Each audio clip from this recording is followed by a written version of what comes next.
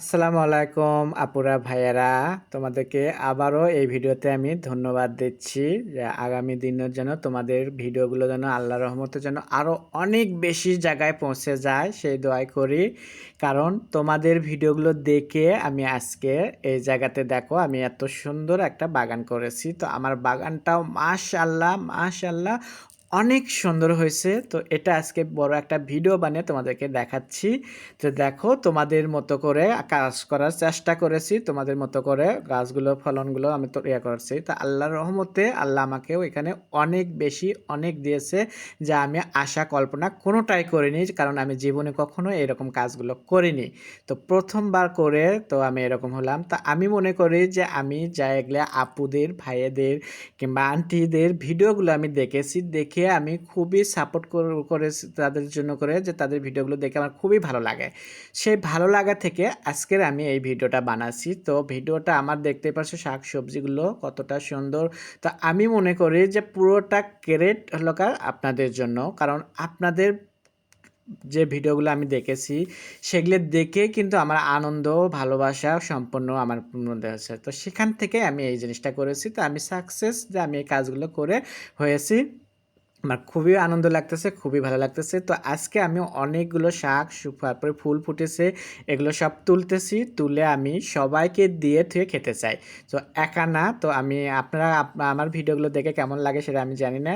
তবে আমি বরাবরই বলবো যে আমি চেষ্টা করেছি আপনাদের মতো করে করার জন্য, করে আপনাদের মতো করে। আপনারাও তো সবসময় শুনেছি যে আশেপাশে যারা থাকে প্রতিবেশী তাদেরকে দিয়ে থুয়ে আপনারা খান। তো আমিও ওটাই চেষ্টা করেছি যে আশেপাশে প্রতিবেশীদেরকে দিয়ে থুয়ে যেন খাবো আর নিজেও খাবো। তো এর জন্য করে আমি যত্নটা নিয়েছি। তো আমার যত্নটাকে আমি মনে করি যে আমি একদম সাকসেস, আমি অনেক সুন্দর এগুলো হয়েছে।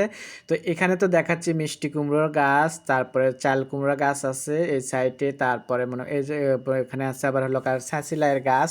তো পাশে আরও ভেন্ডি গাছ এগুলো গাছ ছিল। তো যাই হোক এবার আমি প্রথম পোকা খাওয়াতে আমি এগুলো করতে পারিনি, নেক্সট টাইম হয়তো আরও ভালো কিছু করার চেষ্টা করব। পাশের আরেকটা জায়গায় আছে আমার টপের মধ্যে পুঁই শাক, মাশাআল্লাহ পুঁই শাকটাও অনেক দিচ্ছে। আমি পরের ভিডিওতে তোমাদেরকে পুঁই শাকগুলোও দেখাবো। তো দেখে তোমাদের কাছে কেমন লাগলো অবশ্যই তোমরা একটু প্লিজ আপুরা ভাইয়ারা আমাকে কমেন্টের মাধ্যমে জানাবা। আমি তো তো নেক্সট টাইমে যখন তোমাদের আবার ভিডিওগুলো আমি দেখবো করবো, নতুন নতুন ভিডিও আসবে, আমি চেষ্টা করবো তোমাদের মতো করে করার জন্য। তো আমার এই আগ্রহ নেওয়াটা এটা তোমাদের কাছে কেমন লাগলো তো সেটা অবশ্যই তোমরা জানাবা। তো আমি বলবো যে আমার আশেপাশে যারা আছে তারা তো খুবই খুশি হয়েছে, তারা খুবই আনন্দিত যে আমি মাশাআল্লাহ এত সুন্দর করে আমি এই শাক সবজিগুলো করেছি। তো আজকে আজকে অনেকগুলো কাটতেছি ওই যে প্রতিবেশীদের দেওয়ার জন্য। আর মাঝপথে হলো কিছু আরও একটু পাকা পাকা গেছে কিংবা অতিরিক্ত বেশি হয়েছে, হয়তো বয়স হয়ে যাচ্ছে পাতাগুলো, সেগুলো একটু কেটে কেটে আমি ফেলে দেবো। তো ওগুলো নাকি বলেছে যে আশেপাশে যারা ভাইয়েরা অনেক আছে যায় ওরা তো অভিজ্ঞতা করে এগুলো, তো ওরা বললো যে কিছু কিছু শাক আছে তুমি কেটে কেটে ফেলে দাও, ওগুলো মানে বাড়তি হয়ে যাচ্ছে করো, তার একটু পাতলা করে দাও, তাহলে তোমার এখানে রোদ পাবে, ফলনগুলো ভালো হবে। আমাকে এরকম করে একটু ভালো বুদ্ধি দিল। তো আজকে আমি সেই চেষ্টাটাই করতেছি যে একটু পাতলা পাতলা করে দেবো, এর করবো। তারপরে মনে করেন যে প্রতিদিন অল্প করে তুলবো আমি শাক সবজিগুলো। তো এইভাবে তুলে আমার মনে করেন যে করবো। তো আমার এখানে দেখতে পাচ্ছ কয়েকটা আপেল ঝুলে রাখছিলাম পাখিদের জন্য করে। তো আপেল কিন্তু মোটামুটি সুন্দর, এখন পর্যন্ত পাখি খায়নি, তো মাত্র ঝুলাইছি। তো আপেল ঝুলানোটা আপনাদের কাছে কেমন লাগলো এটা অবশ্যই আপনারা কমেন্টের মাধ্যমে জানাবেন। তো এখানকার পাখিরা কিন্তু এরকম আপেল বাগানের কিংবা এর ক্ষেতেগুলো খায়, সেই জন্য করে লাগিয়ে দিলাম। আর আমার শাকগুলো এখানে হলো টমেটো গাছ, এটা যেটা দেখতেছো আমার চেয়েও লম্বা হয়েছে টমেটো গাছ, বিশ্বাস করো না তোমরা, এতটাই ভালো।